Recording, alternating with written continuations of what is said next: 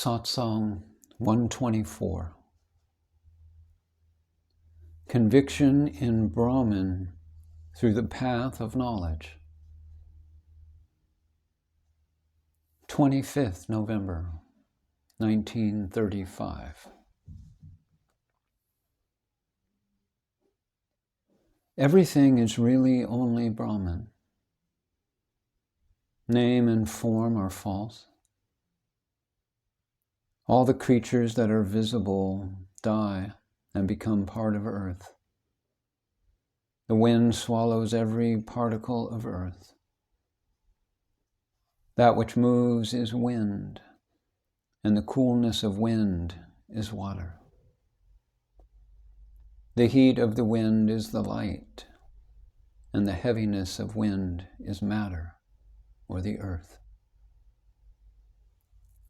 All human beings and other animals eat food of various kinds, but in the end, they all die. All become one with wind. When water freezes, it becomes solid. In Marathi, there is a verb, paratavi, which means turns back. Parat means gone back to its original position. So when all the elements become one, there is only the life energy. There is great speed to the earth in its orbit around the sun.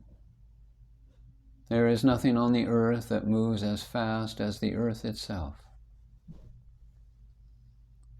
Our body is made up of the 5 elements, which are nothing other than life energy.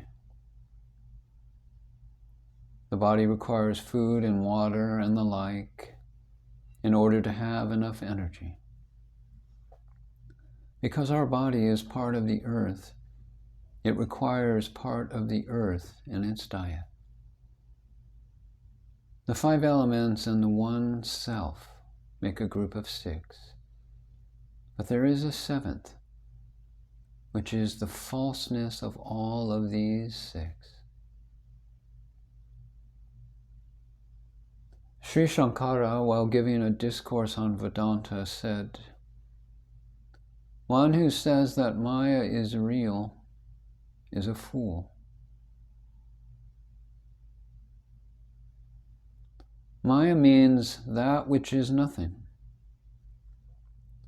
Just as the games that children play with their toys are false, so is the theory false that Maya is real.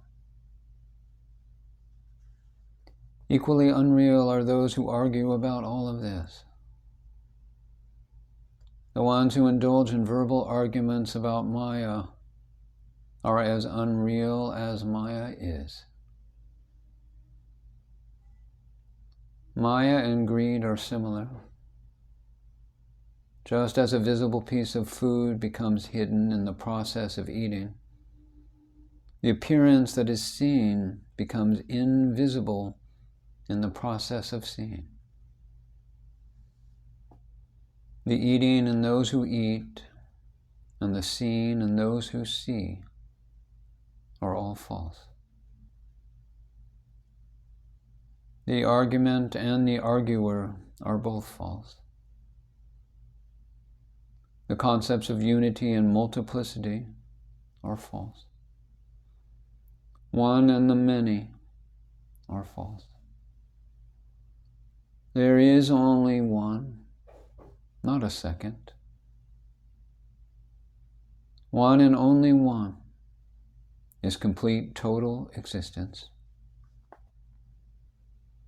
There is nothing other in it. Then how can that which is full and complete be false? Listen carefully. If it is understood that there is no other thing, and there is only one essence, or one true thing, are you not also that Brahman? Everything is contained in your wholeness, the one singular Brahman. But even the word Brahman is omitted. This is no poetry. There is no play of imagination. This imaginary individual, which is false, is not existing here. As we are not, similarly the second, or so-called other, also is not. A clay pot found out what it is and knew that it is just a part of earth and not a pot. Similarly, those who know about the totality of Brahman start to find out what they are and come to realize that only God is there. The physical bodies made up of bones and muscles are the abodes of God. The Lord of the world, Narayan, is God, and you yourself are God. To hold on to a wrong concept is a fault, and having doubt is also a fault. To conceive of something else in place of reality is a wrong concept. When you are God, Narayan, to conceive of yourself to be a man is wrong concept. Narayan is beginningless. Your calling him man is the wrong concept which you should drop. And what is doubt? When you say, I am only a man, and some say that you are God, this is called doubt.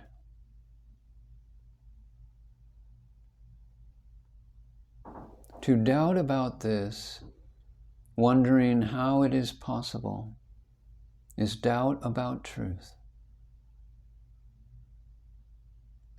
If a picture of the sea that is painted on a wall is seen, how will the wall be there? There may be many paintings, but to know that they are in reality only one thing, the wall, is knowledge. To take the side of ignorance is the greatest sorrow, but to recognize ignorance is the highest happiness. To say that Maya is real is the meaning of sin, or to be mistaken. To know that all is Brahman is the highest virtue, the highest merit.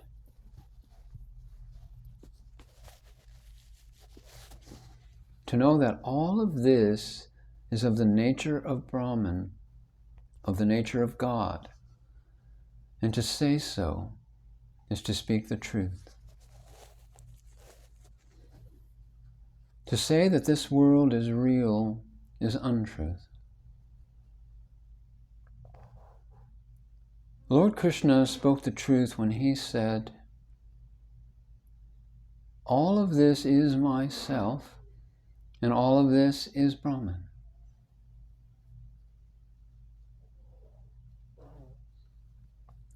Although you may not accept the truth today, you will have to speak the truth eventually. Suppose that by worldly standards, what Lord Krishna spoke was not true, but in his mind there was no duality of true or false. Would he be a sinner? For example, is not the story of the wedding of Hanuman false?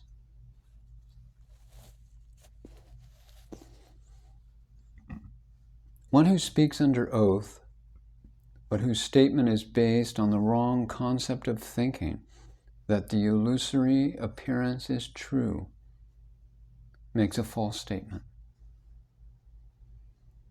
The one who speaks truth is the one who knows all of this world appearance to be untrue.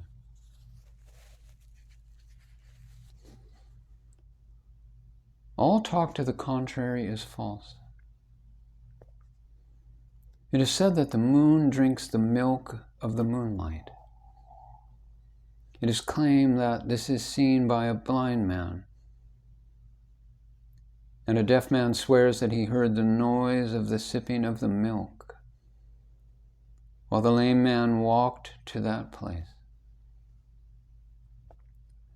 Similar to this is the talk of one who says that Maya is real, just as all things that a liar says are false.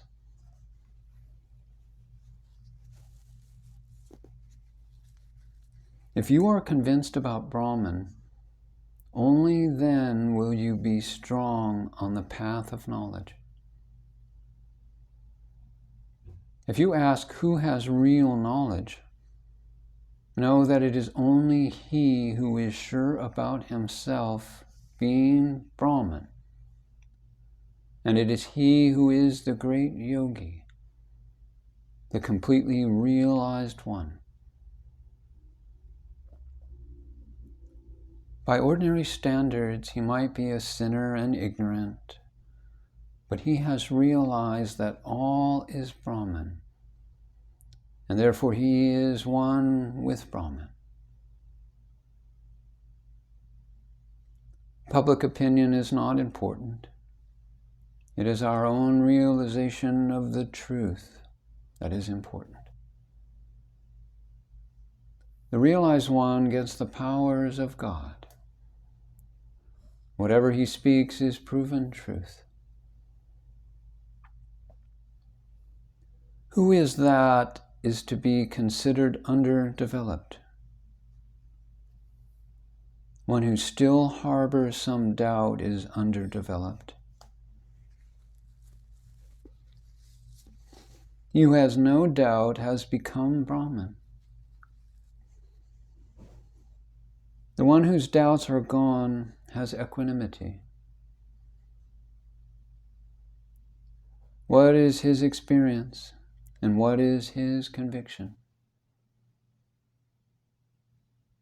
He knows and feels oneness with all things. He knows that everybody and everything is identical with himself, without a speck of difference. This is called equanimity. Those who have really understood that all is complete Brahman have no need to question whether they are Brahman or not, or whether their state is raw or ripe. A donkey need not say that it is a donkey. He who says that another is immature is himself immature. The one who really knows this should be considered to be blessed by the Guru. After all, what is the meaning of the Guru's blessing? To understand that you are that, tat tvam asi, is the Guru's blessing. If you ask how lengthy the tale of Hanuman is, the answer is that it is as long as your doubt is great. Had one dropped all doubts as soon as he went to the Guru, he would have realized Brahman without delay. The understanding of oneself as Brahman is called spiritual knowledge, or Brahma Vidya. When you actually know this, you have attained that wisdom which is profoundly important, the realization of Atman. And tell me what is more significant. Are the visible objects and their enjoyment important? Or is the eternal knowledge of Brahman, Brahma Vidya, important? Only the fault of doubt must go. When you have become Brahman, the Guru's advice is fruitful, and there is the power of the realization of being God. However, listen carefully. That power does not belong to the human being. It is Brahman that is powerful. It is Brahman that is the knower and possessor of this power. And it is in this power that Brahman is unattached.